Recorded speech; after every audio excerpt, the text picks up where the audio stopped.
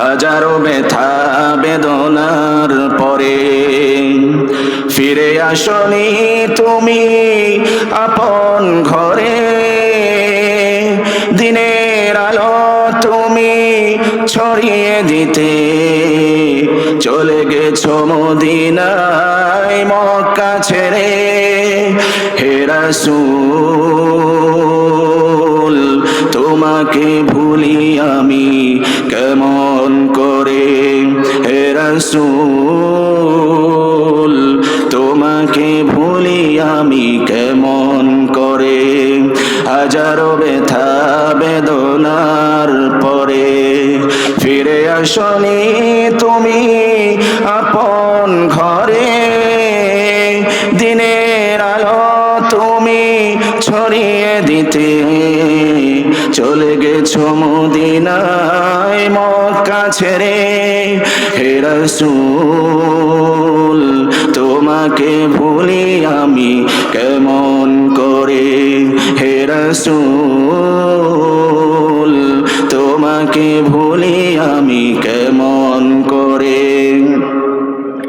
খেয়ে না খেয়ে দিন প্রচারের কাজে নিজেকে দিয়ে ছবি নিয়ে।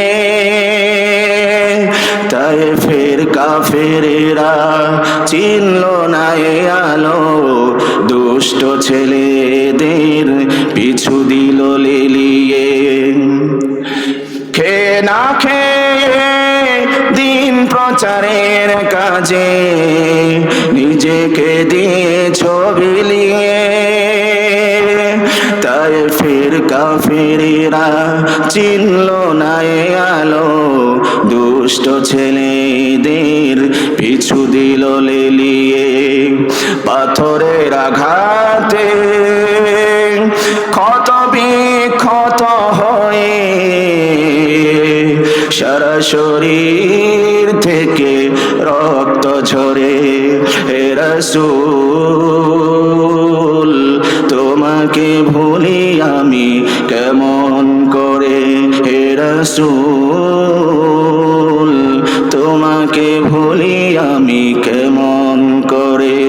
হাজারো ব্যথা বেদনার পরে ফিরে আসনি তুমি আপন ঘরে। দিনের আলো তুমি ছড়িয়ে দিলে চলে গেছো মদিনায় মক্কা ছেড়ে। হে রাসূল তোমাকে ভুলি আমি কেমন করে। হে রাসূল তোমাকে ভুলি আমি কেমন করে। হে রাসূল তোমাকে ভুলি আমি কেমন করে। মারহাবা। আল্লাহ রাব্বুল আলামিনের পয়গম্বর এত নির্যাতিত হয়েছেন, নিপীড়িত হয়েছেন, এত কষ্ট তিনি সহ্য করেছেন, তারপরেও অভিশাপ দিলেন না। এটা ছিল আমার মূল কথা। আল্লাহর পয়গম্বর সেই তায়েফ প্রান্তরে যে আঙ্গুরের বাগান রয়েছে সেই বাগানের ভিতরে চলে গেলেন, বিশ্রাম নিলেন। সেখান থেকে আদ্দাস নামের এক গোলাম তিনি পয়গম্বরকে কিছু আঙ্গুর খাওয়ার জন্য দিলেন। আল্লাহর পয়গম্বর সেই আঙ্গুরগুলো ভক্ষণ করলেন। রাসূলুল্লাহ সাল্লাল্লাহু আলাইহি ওয়াসাল্লামের কাছে আল্লাহ রাব্বুল আলামিন ফেরেশতা পাঠিয়ে দিলেন।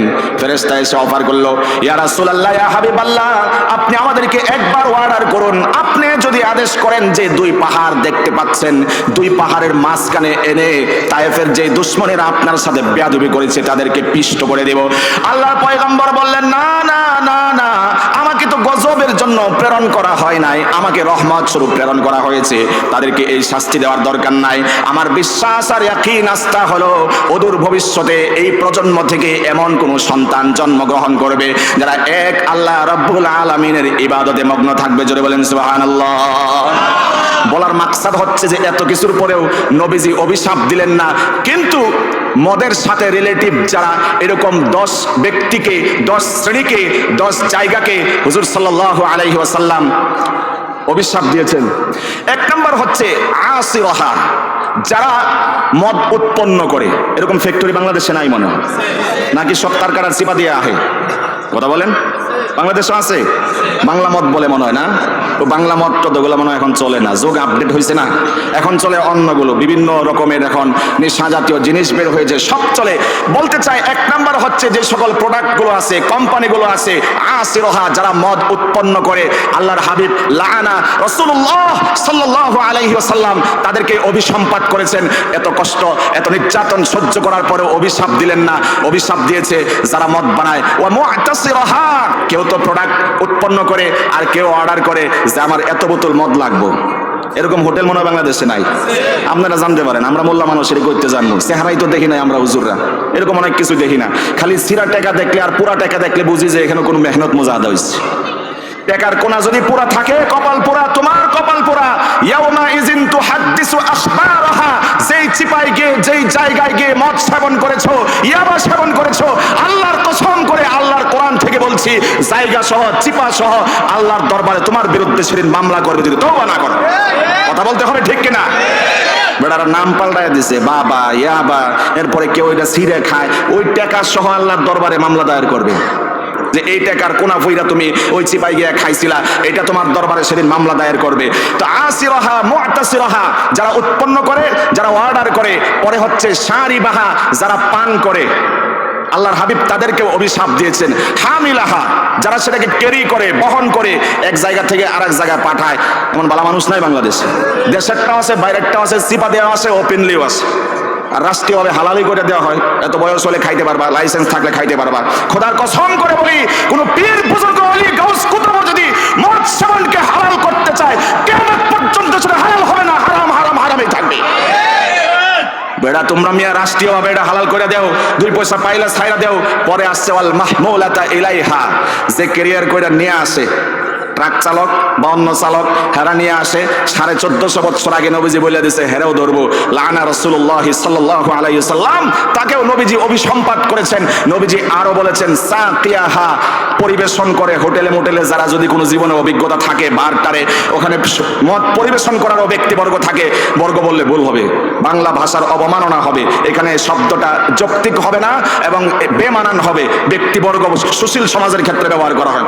তো ওই বেড়ারা যারা মদ পরিবেশন করবে, রাসূল তাদেরকেও অভিশাপ দিয়েছেন।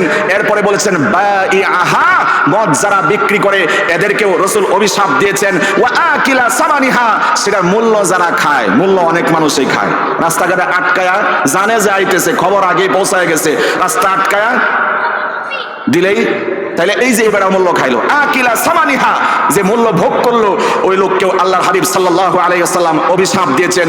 শেষ করছি 9 আর 10, আল্লাহর হাবিব বলেছেন ওয়াল মুশতারি লাহা, যে মদটা ক্রয় করছে, এত দূরের থেকে আসার পরে একজন আইসা খুচরা পাবে বা বন্ধু বান্ধব মিলা এবার রিসিভ করছে, কিনলাম। ওয়াল মুশতারাতু ইলাইহা, যার কাছে আসছে, এই 10 শ্রেণীর মানুষকে হাবিব, আল্লাহর হাবিব সাল্লাল্লাহু আলাইহি ওয়াসাল্লাম ধিক্কার দিয়েছেন, লানত করেছেন, অভিশাপ দিয়েছেন।